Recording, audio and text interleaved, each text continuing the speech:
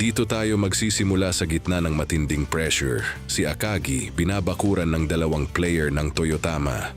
Ramdam mo yung bigat ng laro dahil halatang finofocus nila si Gori. It's Akagi. Stop him. Ang Toyotama hindi lang basta dumidepensa, nananakit na sila. Grabe ang tensyon. Parang sadyang foul ang ginawa ng number 8 ng Toyotama. At si Akagi ay halos hindi na rin makapagtimpi. Pinakita dito yung foul ni Minami kay Rukawa. Si Nico ang ating super rookie. Kita sa scoreboard, lamang ang Toyotama.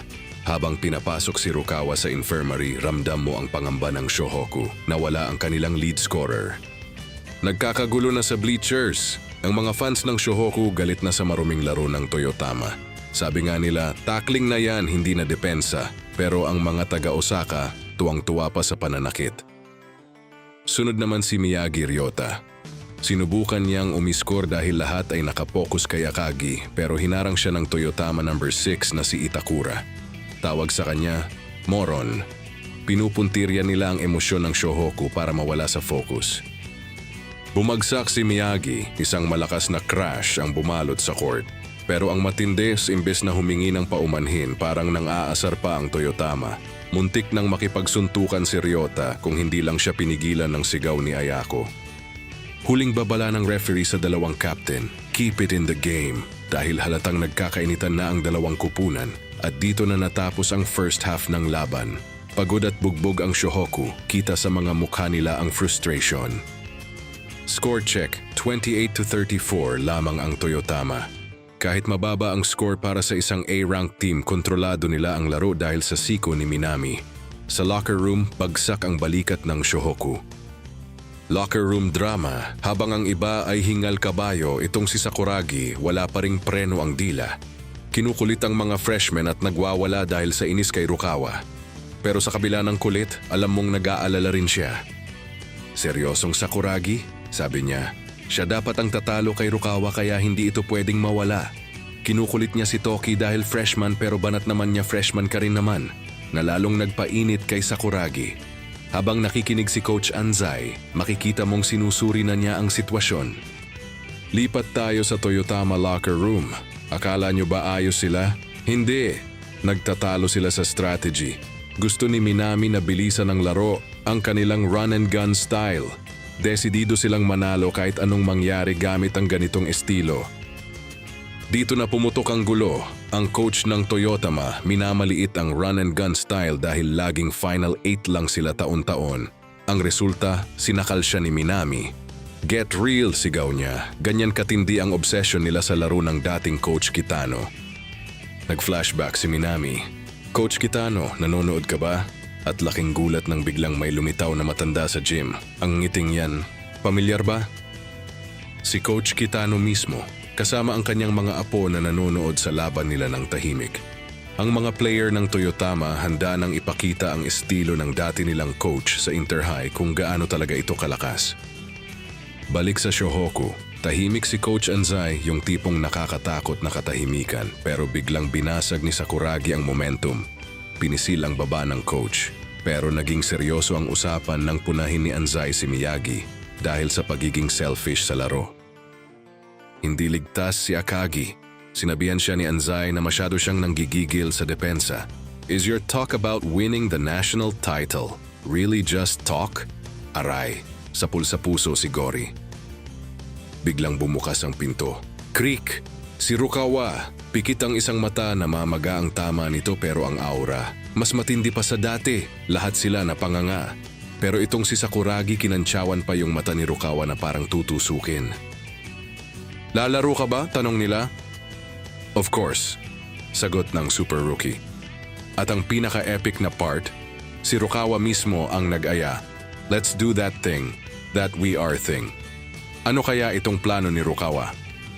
At heto na ang pasabog ng chapter. Isang malakas na sigaw na yumanig sa buong building. We are Shohoku. Sa wakas, nakangiti na si Coach Anzai. Handa na sila para sa second half. Giyera na to. Dito binasag ni Coach Anzai ang katahimikan. Ang instruction niya, agawin ang bola, tumakbo, i-shoot. Ganun lang kasimple, pero si Sakuragi hindi makapaniwala. Akala niya tamad o nababaliw na ang old man dahil sa sobrang simple ng plano. Pisil-pisil na naman ang pisngi ni coach. Head-to-head battle. Kita sa mga mata ni na Akagi, Rukawa, Miyagi, Mitsui at Sakuragi ang apoy. Walang atrasan, face-to-face na bakbakan na ito. Si number 11, si Rukawa balik court na kahit na mamaga ang isang mata lalaban ng super rookie. Si Haruko halos hindi makatingin sa pag-aalala habang ang Toyotama tinitimbang kung kaya ba talagang maglaro ni Rukawa ng pikit ang isang mata. Dito natin nalaman ang pilosopiya ni Coach Kitano ng Toyotama, yung tatak nila. Run and gun. 80% offense, 20% defense lang. Para sa kanila, ang basketball ay dapat kinahuhumalingan ng mga bata at ang bilis ang susi sa saya ng laro. Second half huddle. Sigawan na sa magkabilang panig. Sabi ni Akagi, huwag kayong papatalo sa bilis. Habang ang Toyotama naman, desididong takbuhan ng Shohoku. Ramdam mo yung tension bago muling tumunog ang pito. Jump ball na. Score 28-34 lamang pa rin ang mga taga-Osaka. Pero sa sigaw ng crowd na Go-Go Shohoku, alam mong ibang enerhiya ang dala nila sa pagpasok ng second half. Harurot agad. Pagka tip-off, takbuhan na. Kita mo rito si Rukawa at Miyagi parang mga kutseng nakawala sa stoplight. Walang kurap, walang bagal. Isang mabilisang pass mula sa half-court papunta kay Rukawa.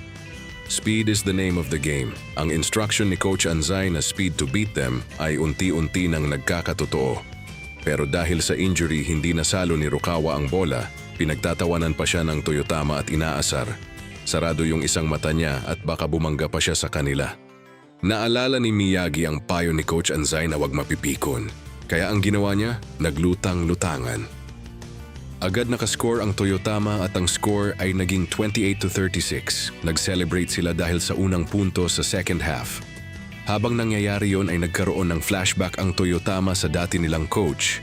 Bakit ba siya natanggal? Kasi para sa school officials, hindi sapat ang maging top 8. Gusto nila national title agad.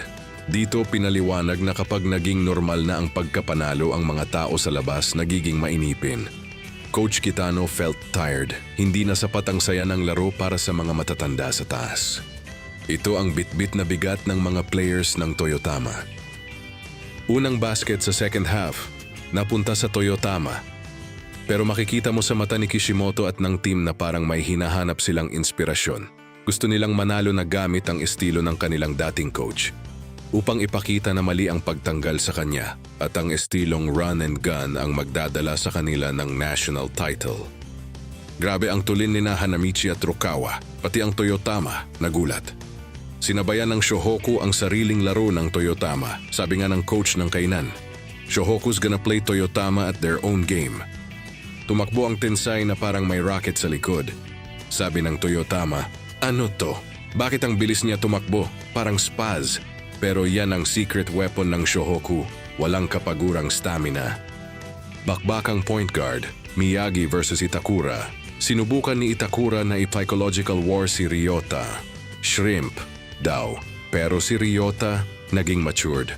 Kalmado lang siya, hindi nagpadala sa asar. Proud na proud si Ayako at Coach Anzai. Lutang-lutangan mode muna ang point guard natin. Sa isang iglap, iniwan ni Miyagi si Itakura sa ere, sobrang bilis ng crossover.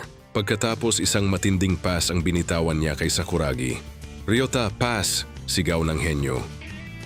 Epic fail o epic play, masyadong mataas ang pass ni Miyagi. Napasigaw si Hanamichi, masyadong mataas gunggong. Pero si Ryota, may ngiti sa labi. Alam niyang kaya yan ng talon ng ating Tensai. Susukatin na rito ang vertical leap ni Sakuragi. Bago tayo magtapos ay shoutout sa mga nag-comment last week sa slam dunk video natin. Patuloy lang pong mag-comment at may tsansa maisama sa sunod na video. Take care po and God bless.